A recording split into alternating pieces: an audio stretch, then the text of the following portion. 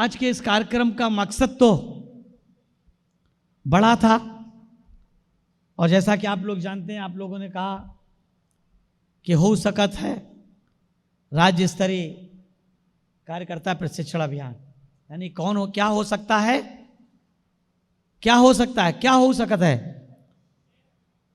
ये हो सकता है कि जो आरपीआई बाबा साहब के परिनिर्माण के बाद, जैसा कि आप सब लोग जानते हैं और हमसे बेहतर जानते हैं, आरपीआई की परिकल्पना हमारे मसीहा बाबा साहब डॉक्टर भीमराव अंबेडकर जी ने की थी। और वो परिकल्पना बाबा साहब ने क्यों की थी, ये बात तो बेहतर बाबा साहब ही जानते हैं। लेकिन जितना बहुजन संगठक हो, मानवर कांसीराम साहब के द्वारा संचालित महाराज की पत्रिकाएं हों, या बाबा साहब के जो भी किताबों से थोड़ा बहुत मैंने ज्ञान अर्जित किया है, उससे एक बात मेरे समझ में आती है कि बाबा साहब शेड्यूल कास्ट फेडरेशन के रिजल्ट के बाद से जो बात उनके दिमाग में चल रही थी कि वो एक वर्ग तक सीमित पार्टी मानी जा रही थी, और यही कारण था कि बाबा साहब को इस देश के मनुवादियों ने केवल दलितों के नेता तक सीमित करने का काम किया था, जबकि सच्चाई में बाबा साहब दलितों के नेता नहीं थे। बाबा साहब इस देश के सच्चे राष्ट्रभक्त और सच्चे राष्ट्र निर्माता थे। और ये बात मैं नहीं कह रहा हूं, ये बात मैं इसलिए कह रहा हूं कि जब इस देश की कोल्हापुर रियासत के महान शासक छत्रपति साहू जी महाराज ने मानगांव परिषद में जब यह बात कही थी कि बाबा साहब डॉक्टर अंबेडकर आने वाले समय में ना सिर्फ अछूतों के बल्कि संपूर्ण भारत के एक महान नेता होंगे, तो एक महान शासक की महान भविष्यवाणी उस समय से ही प्रतीत हुई जब बाबा साहब डॉक्टर भीमराव अंबेडकर के बिना इस देश का संविधान लिखना मुश्किल था। बाबा साहब के बिना इस देश की सिंचाई व्यवस्था मुश्किल थी। बाबा साहब के विचारों के बिना इस देश की अर्थव्यवस्था चलाना मुश्किल थी। बाबा साहब के बिना इस देश का सोशल सिस्टम ठीक से रखना मुश्किल था, और बाबा साहब के बिना इस देश का नहीं, दुनिया के सबसे बड़े लोकतांत्रिक देश का संविधान लिखना मुश्किल ही नहीं, नामुमकिन था साथियों। बाबा साहब ने अपने स्वास्थ्य की परवाह किए बिना इस देश को तय समय के भीतर 2 साल 11 महीने 18 दिन के अंदर भारत का संविधान लिख करके देने का काम किया था। और ये बात जो कही जाती है कि Baba Saheb doctor B R. Ambedkar the father of Indian constitution हैं, तो वो इसलिए कही जाती है कि जो ड्राफ्टिंग कमेटी में 7 मेंबर थे, तो ज़्यादातर मेंबर बाबा साहब को छोड़ करके उस ड्राफ्टिंग कमेटी में, संविधान बनवाई निर्मात्री समिति में ज़्यादा एक्टिव नहीं थे। कोई मर गया, कोई निष्क्रिय हो गया, कोई दिल्ली से बाहर हो गया। तो कुल मिलाकर के पूरी जिम्मेदारी किसके ऊपर आई? टाइपिंग से लेकर के और ड्राफ्टिंग तक की पूरी जिम्मेदारी हमारे मसीहा बाबा साहब के ऊपर आई। और बाबा साहब के ऊपर आने के बाद जब भारत का संविधान सौंपने का काम बाबा साहब ने किया, तो हम सब लोग भली बात जानते हैं कि भारत के प्रथम महामहिम राष्ट्रपति डॉक्टर राजेंद्र प्रसाद ने अपने संबोधन में इस बात को कहा कि मैंने संविधान सभा के अध्यक्ष के रूप में बैठ करके सेंट्रल हॉल में देखा कि बाबा साहब डॉक्टर भीमराव अंबेडकर ने किस तरह से भारत के संविधान को बीमारी की हालत में भी तय समय के भीतर लिखने का काम किया। वो सही माने में भारत के संविधान निर्माता हैं, भारत के फादर ऑफ इंडियन कॉन्स्टिट्यूशन। ये बात, और यही कारण है कि इस देश के मनुवादियों ने बाबा साहब को एक राष्ट्रीय लीडर के रूप में, सर्व समाज के राष्ट्रीय लीडर के रूप में चिन्हित ना करके उनको एक अछूतों तक के लीडर तक, दलितों तक के लीडर तक सीमित करने का काम किया। और जब बाबा साहब के schedule caste federation of schedule caste federation जो पार्टी थी, जब उसका अपेक्षित रिजल्ट नहीं आया तो बाबा साहब को इस बात को लगा, जैसा मैं सोचता हूँ बाबा साहब की किताबों से, बाबा साहब की स्पीचेस से मैंने जो जितना ज्ञान अर्जित किया उससे, या मानवर कांसीराम साहब बहन जी की स्पीचेस से मैंने जो समझा है, मैं एक बात समझता हूँ कि बाबा साहब ने शेड्यूल कास्ट फेडरेशन को डिसॉल्व करने के लिए, उसको समाप्त करके आरपीआई बनाने की घोषणा, उसकी परिकल्पना इसलिए की थी कि वो इस आंदोलन को ब्रॉस बेस बनाना चाहते थे। और ब्रॉस बेस का मतलब था कि बहुसंख्यक लोगों को उसमें जोड़ना चाहते थे। इसी कारण उन्होंने उसको आरपीआई बनाने का काम किया। और आप लोग हमसे बेहतर जानते हैं कि RPI Republican party of India इस देश की पहली अम्बेडकराइट पार्टी रही। और वो कैसे बनी? बाबा साहब के परिनिर्माण से पहले, उसकी परिकल्पना से पहले बाबा साहब का 6 दिसंबर 1956 को परिनिर्माण हो गया। फिर बाबा साहब के परिनिर्माण के बाद यहाँ पर जो बाबा साहब के लेफ्टिनेंट थे, बाबा साहब के अनुयायी थे, इन्होंने बाबा साहब के साथ रह कर के काम किया। तो उन्होंने डिसाइड किया कि हमें लगभग 1 साल के बाद कि हमें बाबा साहब की परिकल्पना वाली पार्टी को बाकायदा अनाउंस करना चाहिए, उसको घोषित करना चाहिए, बनाना चाहिए। और 1 अक्टूबर 1956 को इसी नागपुर की धरती पर बाबा साहब के तमाम लेफ्टिनेंट, जिनमें से मुख्य रूप से आप लोग अच्छी तरीके से जानते हैं शिवराज हैं, बाबा साहब के पुत्र यशवंत अम्बेडकर जी रहे, पीटी बोराले रहे, एजी पवार साहब रहे, दत्ता कट्टी साहब रहे, दादा साहब रूपबते रहे। ऐसे तमाम साथी 1 अक्टूबर को इकट्ठा हुए और ये तय हुआ कि हमें बाबा साहब के परिकल्पना वाली पार्टी को बाकायदा उसको बर्थ ऑफ आरपीआई देना चाहिए। और तब 3 अक्टूबर 1957 को 1957 में 3 अक्टूबर 1957 को एन शिवराज की अध्यक्षता में एक पार्टी का बाकायदा घोषित हुई। उस पार्टी का नाम पड़ा रिपब्लिकन पार्टी ऑफ इंडिया। लेकिन हम लोग देखते हैं कि जो बाबा साहब के परिकल्पना की पार्टी थी, बाबा साहब के आंदोलन से निकली हुई पार्टी थी, बाबा साहब के आंदोलन से निकले हुए लोगों ने जिस पॉलिटिकल पार्टी को बनाने का काम किया था, उस पार्टी का नाम था रिपब्लिकन पार्टी ऑफ इंडिया। लेकिन क्या कारण रहा कि इस दीक्षा भूमि, इस पवित्र दीक्षा भूमि में जन्मी आरपीआई इस देश में बाबा साहब के परिनिर्माण के पश्चात बहुत जल्दी, लोग तो कहते हैं कि 1967 तक आते आते तक आरपीआई 3, 4, 5 भागों में बट गई थी। जहाँ तक मैंने मानवर कांसीराम साहब की एक स्पीच सुनी कि 1967 में बाबा साहब के पुत्र ने अपनी खुद ने कहा कि मैं अपनी अलग पार्टी बनाना चाहता हूँ आरपीआई के नाम पे।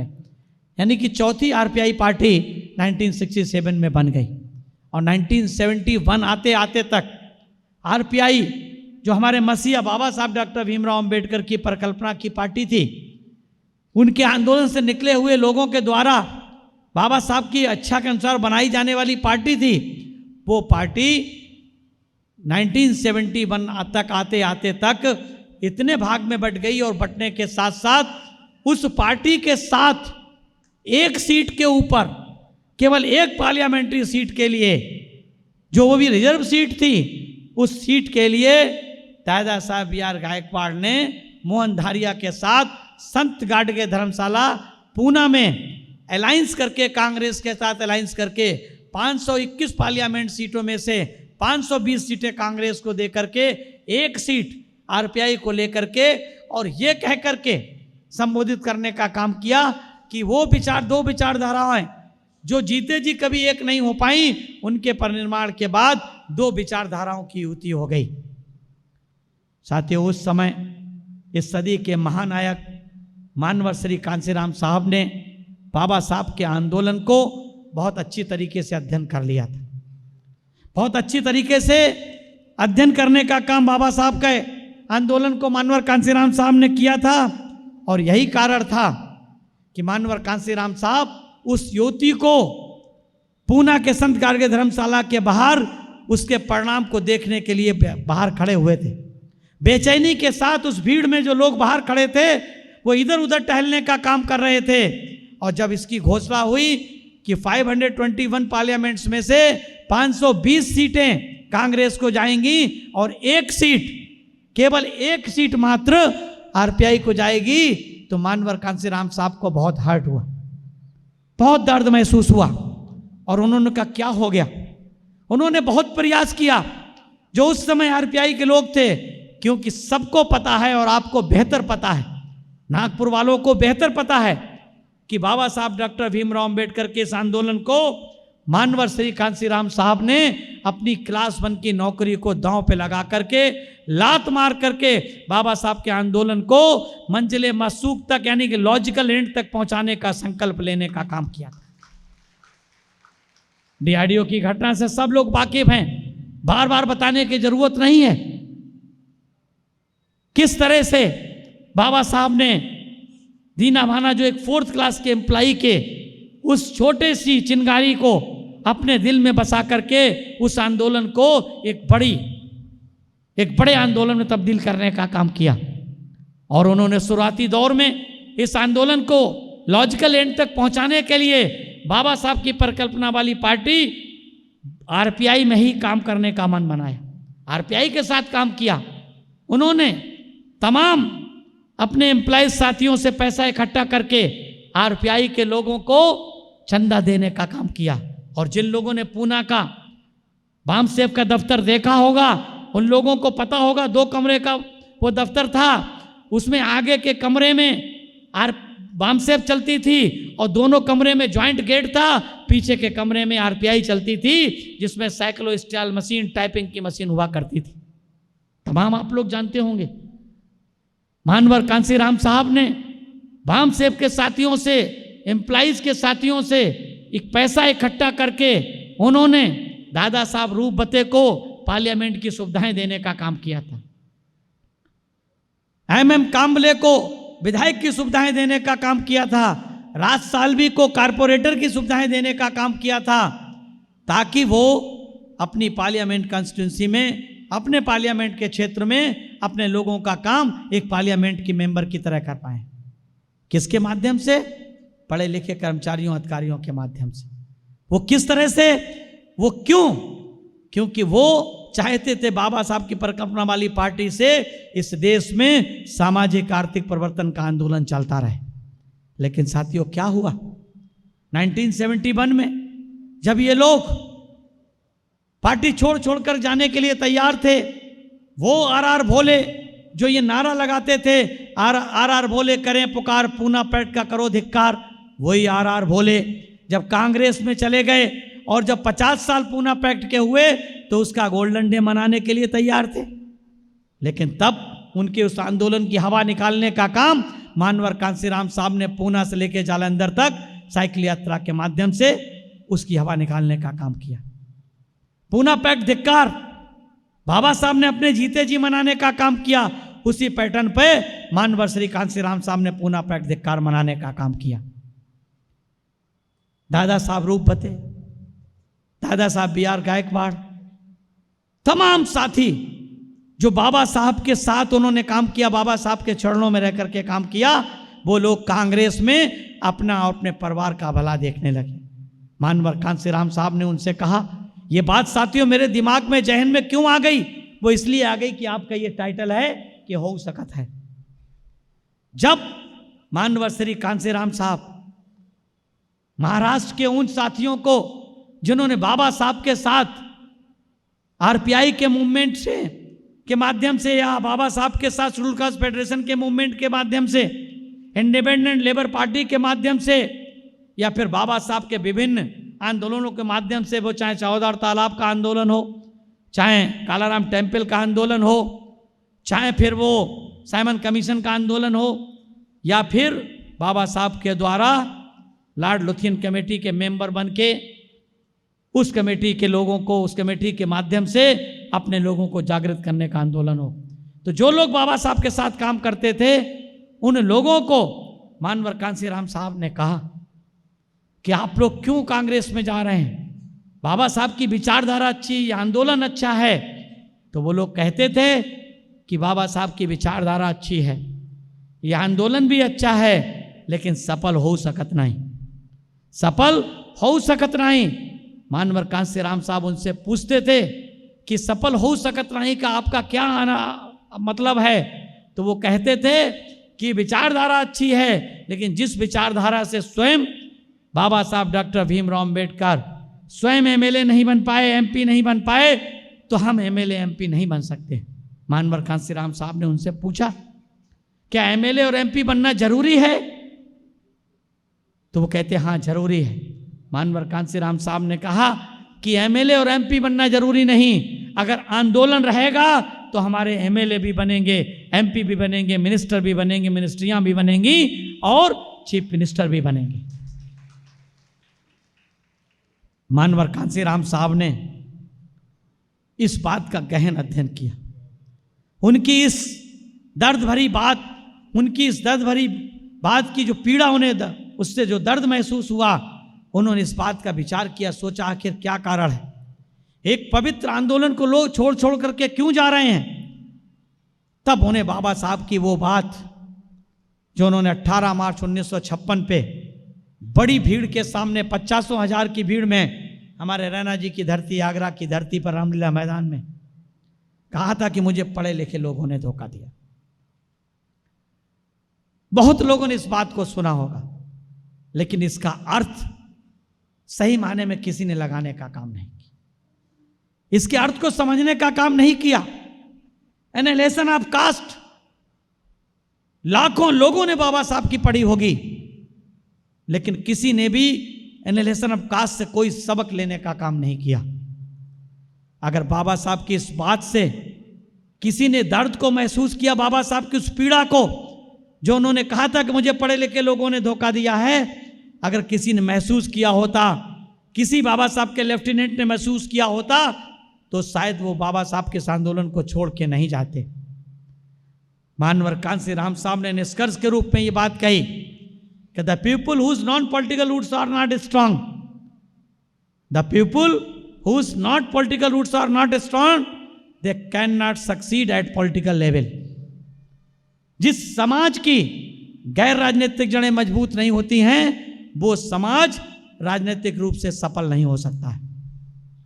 इस विचारधारा को, इस फार्मूले को मानवर कांसी राम साहब ने आधार बना करके इस देश की नॉन पॉलिटिकल रूट्स को मजबूत करने का काम किया।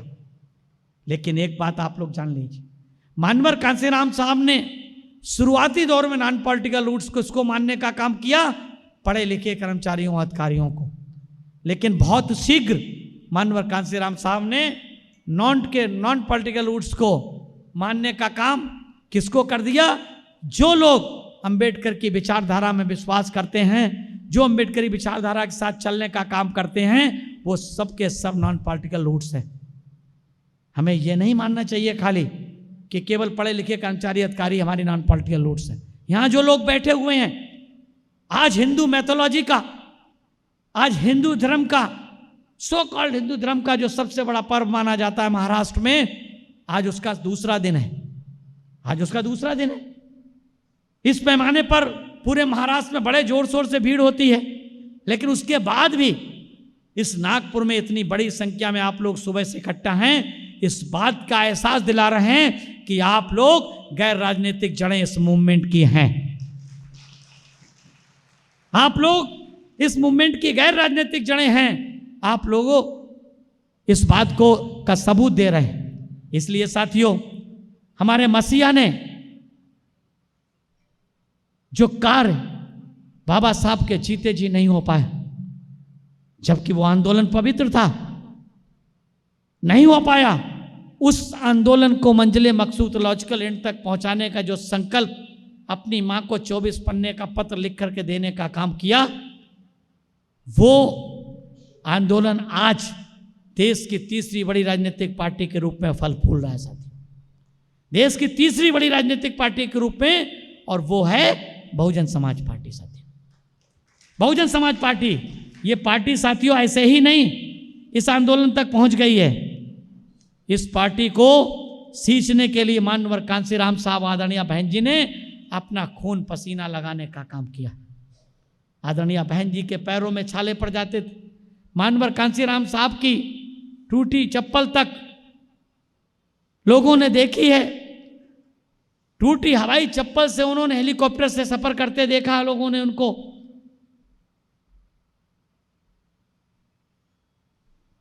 मरगट से खरीद करके कोट पहनने का भी आलम लोगों ने देखा है। इससे ज्यादा किसी का त्याग क्या हो सकता है कि एक क्लास 1 अफसर जो बढ़िया से बढ़िया 3 पीस सूट पहन सकता था, बढ़िया से बढ़िया गाड़ी खरीद सकता था, बढ़िया से बढ़िया परिवार बसा सकता था, अच्छा सा घर बना सकता था, उस व्यक्ति ने अपनी सर्दी को बचाने के लिए मरगट से कोट खरीद करके इस आंदोलन को सांसें देने का काम किया, इस आंदोलन को गति देने का काम किया, इस आंदोलन में शिरकत करने वालों लोगों को कंसोलिडेट करने का काम किया, इस आंदोलन में हिस्सेदार लोगों को भाईचारा, उनमें भाईचारा पैदा करने का काम, भाईचारगी पैदा करने का काम किया। ऐसे मसीहा मानवर कांसीराम साहब की वो बात जो उन्हें लगी कि हो सकत नहीं, तो उन्होंने कहा था कि हो सकत है। ये किसने कहा था? महाराष्ट्र के लेफ्टिनेंट कहते थे हो सकत नहीं, लेकिन मानवर कांसीराम साहब ने कहा था कि हो सकत है। जो हो सकत नहीं की लहर महाराष्ट्र में थी, महाराष्ट्र से दक्षिण भारत गई थी, उस लहर को उत्तर प्रदेश में मानवर कांसीराम साहब ने हो सकत है भाई, हो सकत है, हो सकत है भाई, हो सकत में तब्दील कर दिया। और किस दिन, कब कर दिया? जब मानवर कांसीराम साहब ने बामसेफ DS4 से होते हुए जब 14 अप्रैल 1984 को बहुजन समाज पार्टी की स्थापना की, उसके भरता बामसेफ की घोषणा की और उसके जन्मदाता और संस्थापक के रूप में उन्होंने उस दिल्ली के लाल किले के मैदान से ये नारे लगाने का काम किया कि वोट हमारा राज तुम्हारा, नहीं चलेगा नहीं चलेगा, जितनी जिसकी संख्या भारी उतनी उसकी हिस्सेदारी, जो बहुजन की बात करेगा वो दिल्ली पर राज करेगा, हमें नहीं तो तुम्हें नहीं, चैन नहीं आराम नहीं, मंडल आयोग लागू करो वरना कुर्सी खाली करो, वोट से लेंगे CM PM, आरक्षण से लेंगे SPDM। ये वो नारे थे जो 14 अप्रैल 1984 को दिल्ली के लाल किला के मैदान से मानवर श्री कांसीराम साहब के साथ लाखों लोगों ने उसमें सुर में सुर मिलाने का काम किया। उस समय ये नारे हमारे आपके बहुजन समाज के केवल दिलों में, लबों पे बास करते थे।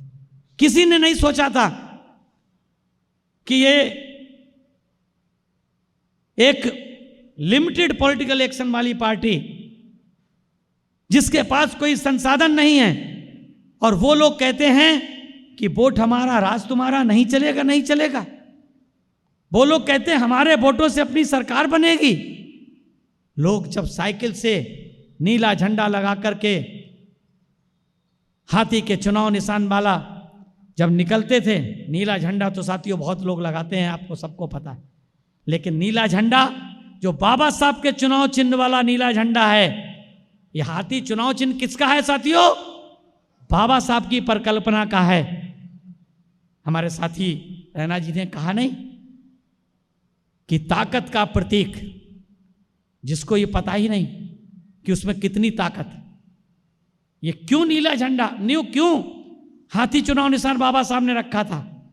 ये तो बेहतर ध्यानी ज्ञानी लोग, महाराष्ट्र के लोग जानते होंगे, लेकिन हम तो यही समझते हैं, वो तो यही समझते हैं कि जिस तरह से हाथी सबसे ताकतवर है उसे अपनी ताकत का एहसास नहीं है, ऐसे ही इस देश का बहुजन समाज सबसे ज्यादा ताकतवर है, उसे अपनी ताकत का एहसास नहीं, अपने वोट की ताकत का एहसास नहीं।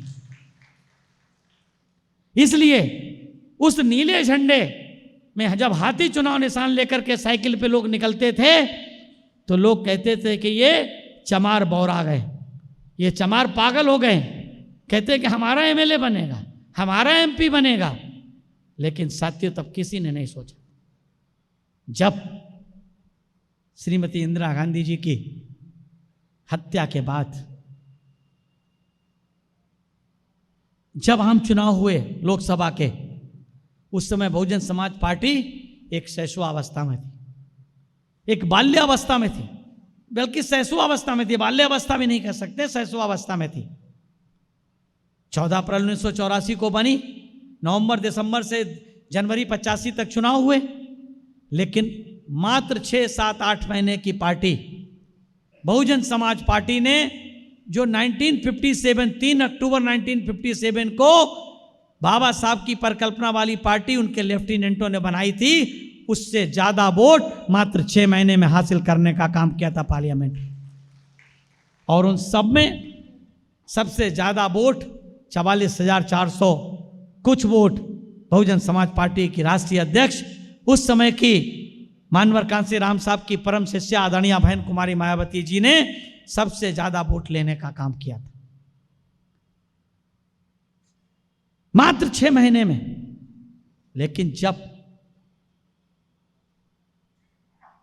राजीव गांधी के बोफोर्स कांड के बाद, उनके शासनकाल के बोफोर्स कांड के बाद उनकी सरकार गई, और जब 1989 में लोकसभा के चुनाव हुए, तो उन चुनाव में Bahujan Samaj party 3 member of parliament चुन करके आई साथियों। 3 मेंबर ऑफ पार्लियामेंट। कब? मात्र कितने सालों में? कितने सालों में साथियों? 84 और 5, मात्र 5 साल के अंदर।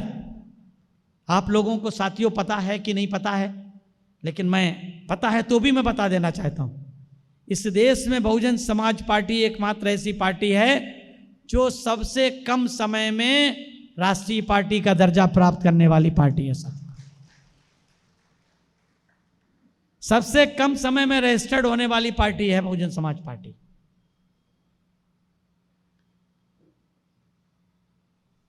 नाइनटीन 89 में जब पार्टी बनी, वो पार्टी ने चुनाव लड़ा, 3 मेंबर ऑफ पार्लियामेंट बनाए। जैसा कि हमारे साथी पृथ्वी संडे जी ने कहा था, मैं उनकी बात को बहुत गौर से सुन रहा था। उन्होंने कहा कि मराठवाड़ा यूनिवर्सिटी के संबंध में तमाम लोग आंदोलन करते रहे, और इसी नागपुर और इसी पूना में दलित पैंथर के हमारे कितने उपजा, उस समय के उपजा नौजवान साथियों ने अपनी प्राणों की आहुति तक दे दी, लेकिन मराठवाड़ा यूनिवर्सिटी का नाम बदल करके बाबा साहब के नाम पे जोड़ने का काम नहीं किया। जबकि विधानसभा में बाकायदा पारित हो चुका था, उसके बाद भी कांग्रेस सरकार की नीयत ठीक नहीं थी। लेकिन जब 1985 के 84 और 85 के लोकसभा के चुनाव में जब इतने ज्यादा पीएसपी को वोट मिले, तो राजीव गांधी जी ने 1989 के आम चुनाव से पहले एज ए प्रधानमंत्री लखनऊ आकर के 1989 में अप्रैल 89 में 14 अप्रैल 1989 को आकर के लखनऊ में बाबा साहब के नाम पर सेंट्रल यूनिवर्सिटी का शिलान्यास करने का काम किया। क्यों? ताली बजाने की जरूरत नहीं साथी उसमें, इसलिए नहीं क्योंकि वो गुमराह करने की नीयत से शिलान्यास था। और उन्होंने मानवर कांसीराम साहब को बाकायदा आमंत्रित किया कि कांसीराम जी, हम सेंट्रल यूनिवर्सिटी लखनऊ में बनाने जा रहे हैं, आप उसमें आइए। मानवर कांसीराम साहब ने कहा, जैसा कि हमारे पृथ्वी संडे जी ने कहा था, मानवर कांसीराम जी ने कहा कि अगर ये अंबेडकर यूनिवर्सिटी आप महाराष्ट्र में बनाने का काम करते तो मैं जरूर आता, क्योंकि बाबा साहब के नाम पर यूनिवर्सिटी की मांग तो महाराष्ट्र के लोगों की थी, उत्तर प्रदेश के लोगों की का काम मांग आपसे मांगने का काम नहीं है कि हमारी यूनिवर्सिटी बना दो। हम जब सत्ता में आएंगे तो बाबा साहब के नाम पे 1-2 यूनिवर्सिटी नहीं, कई यूनिवर्सिटी बनाने का काम करेंगे। मानवर कांसीराम साहब उनकी शिलान्यास में नहीं गए।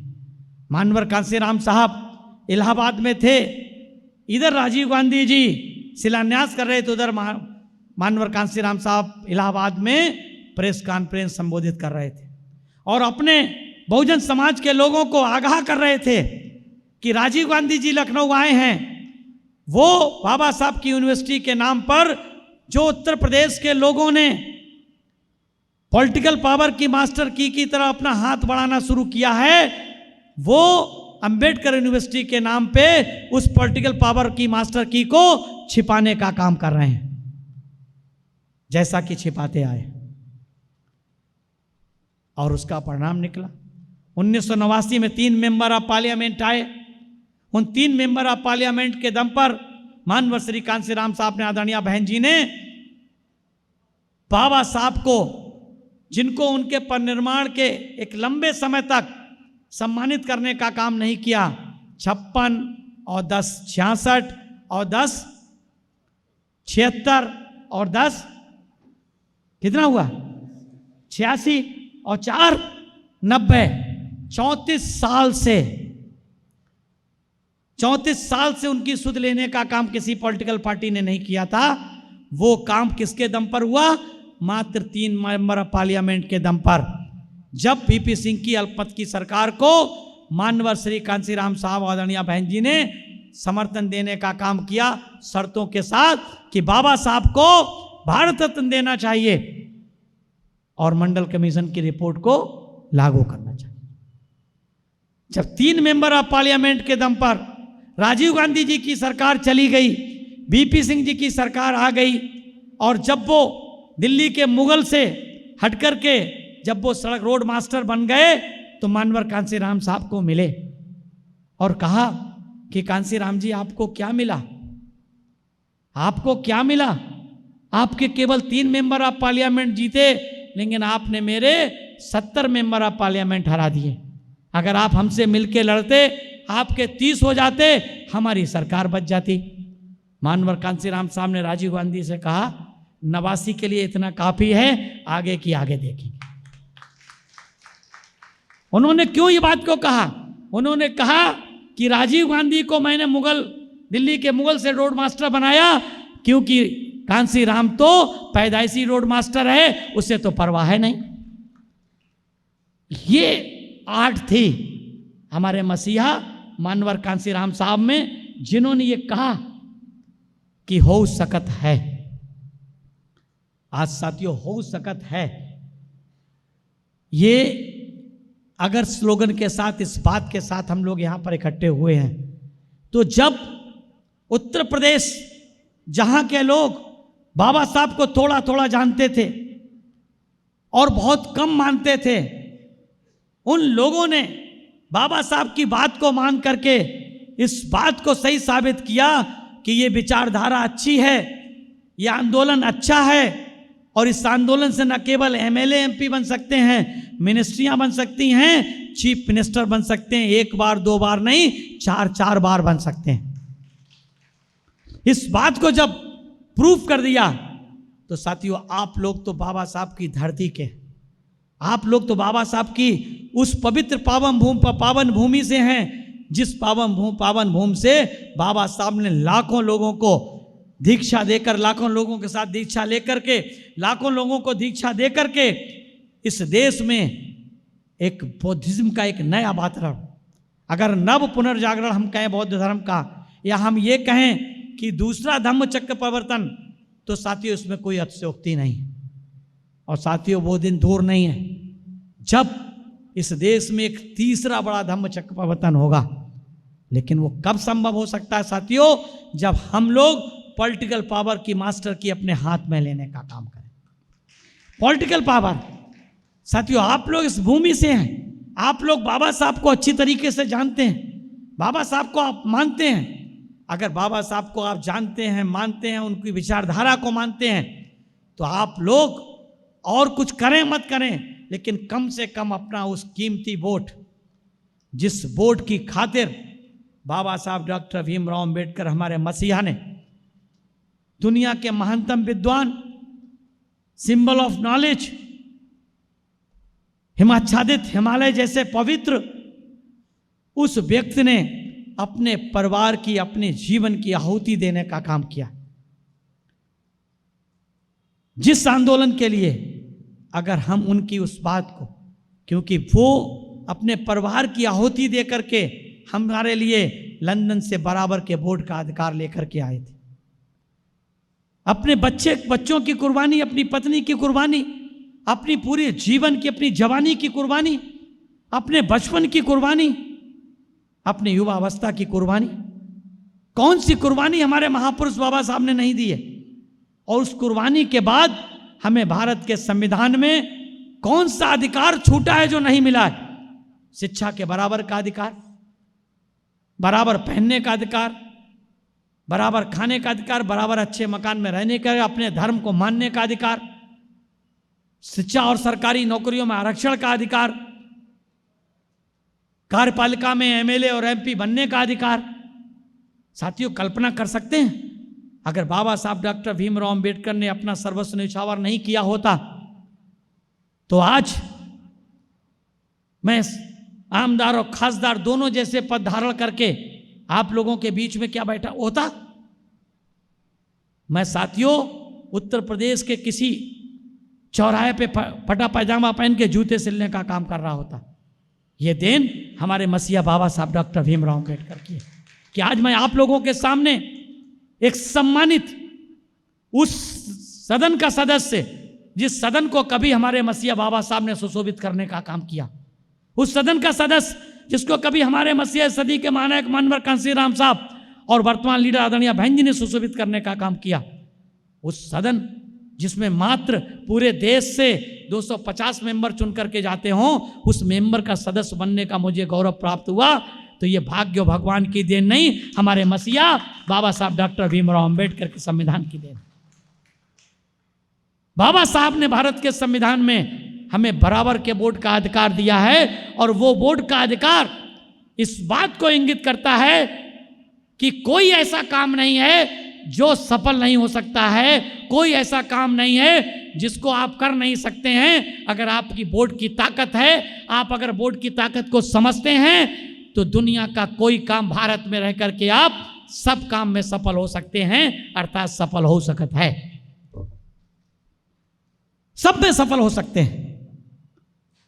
अगर आप अपने वोट को, जिस वोट को देने के बाद बाबा साहब शायद अपने जीवन में कितने कभी इतने खुश नहीं हुए होंगे।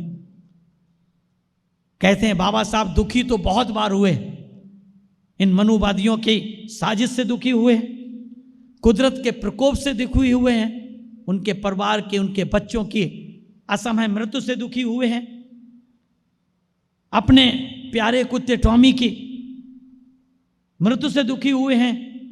लेकिन अगर सबसे ज्यादा अपने जीवन में कभी बाबा साहब सुखी हुए हैं, खुश हुए हैं, तो तब खुश हुए हैं जब उन्होंने भारत के संविधान में हर व्यक्ति को बराबर के वोट का अधिकार देने का काम किया।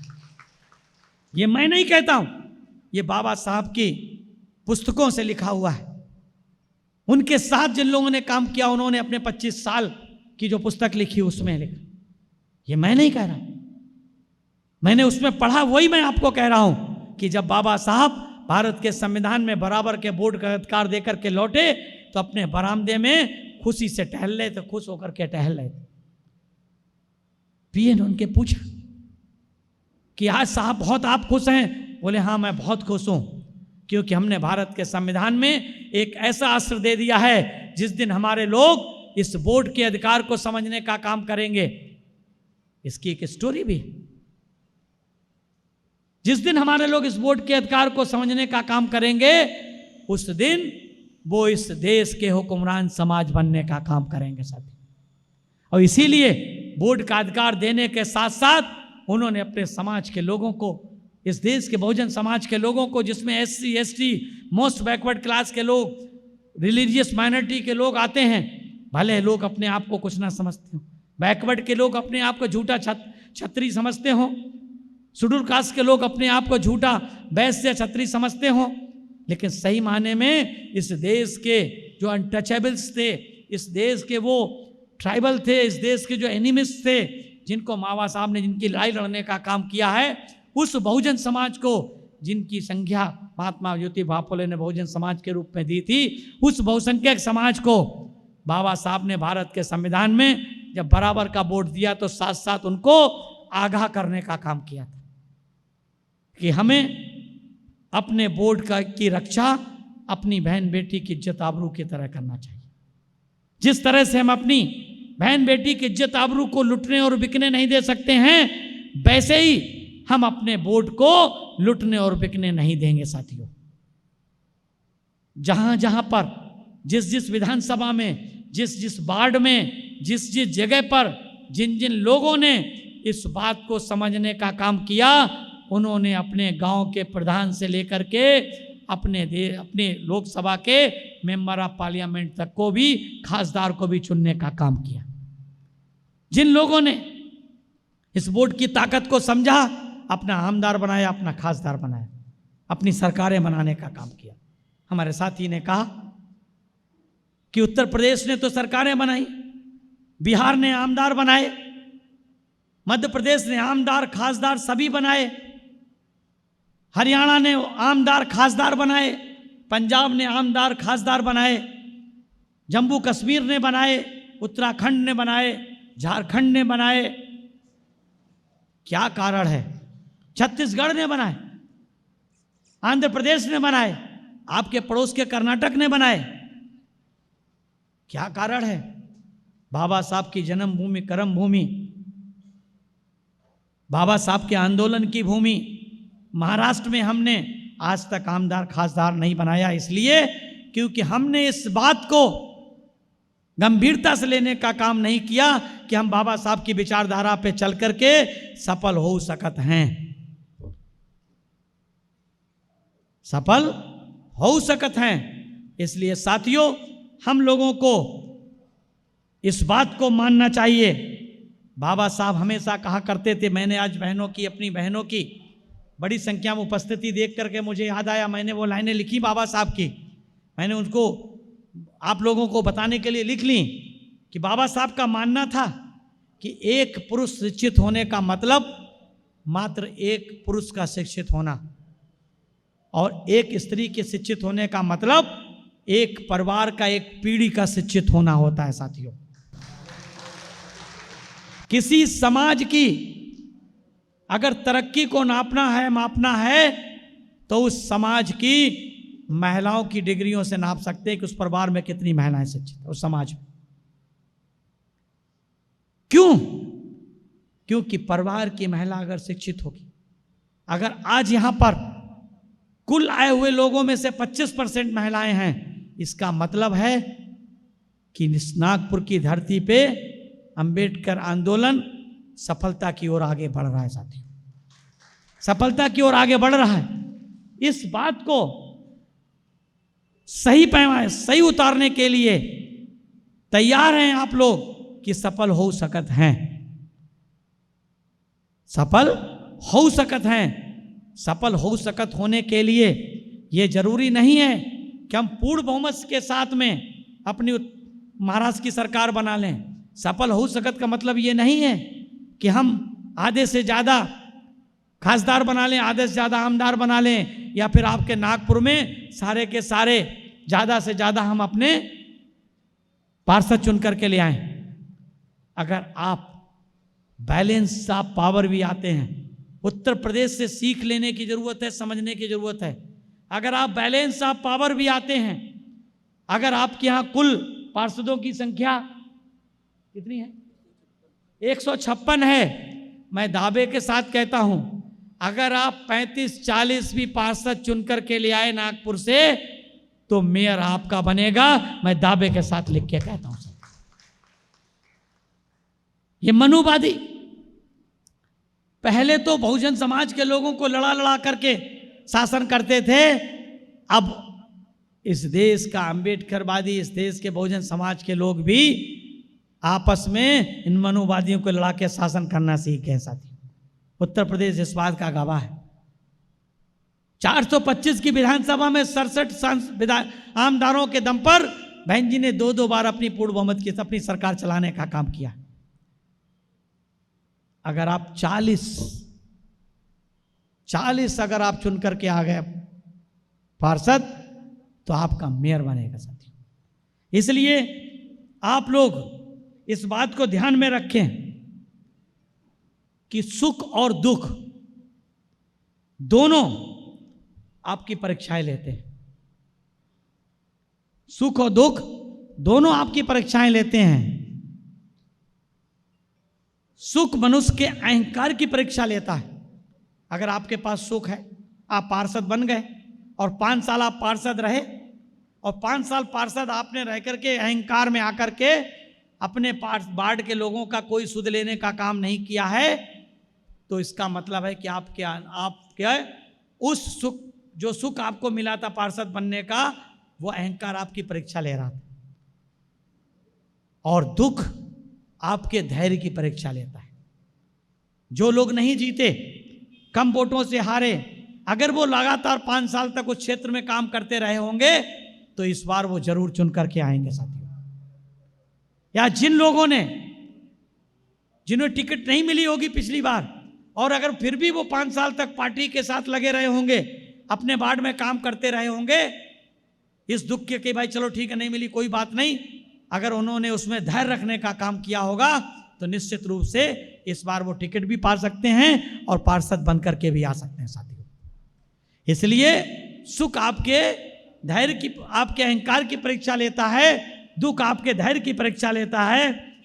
अगर आप लोग इस बात को ध्यान में रखें जो तथागत बुद्ध ने कही कि बैर से बैर समाप्त नहीं हो सकता है, बैर से बैर समाप्त नहीं हो सकता है। क्यों? क्योंकि केवल अबैर से ही बैर समाप्त हो सकता है, घृणा से घृणा समाप्त नहीं हो सकती, घृणा केवल प्यार से समाप्त हो सकती। अंधेरे से अंधेरा नहीं मिट सकता है, अंधेरे को मिटाने के लिए प्रकाश से ही अंधेरा दूर हो सकता है। इसलिए हमें बैर से बैर शांत नहीं करना है, हमें सत्यो अवैर के साथ शांत करना है। हमारे आपके बीच में, हम लोगों के बीच में आपस में एक भाईचारा पैदा करके हमें इस बात को कि हमें अपना राज्य स्तरीय शासक बनना है, और शासक बनने के लिए हमें इस नागपुर की धरती से अपना मेयर बना करके, अपने ज़्यादा से ज़्यादा पार्षद जिता करके हमें इस कदम की शुरुआत करनी है। ऐसे विश्वास के साथ मैं आप लोगों का शुक्रिया अदा करता हूं कि आप लोग बहुत देर से यहाँ पर इस कार्यक्रम में उपस्थित हैं। आप लोगों का आभार व्यक्त करते हुए अपनी वाणी को विराम देता हूं। जय भीम, जय भारत, जय बहुजन समाज।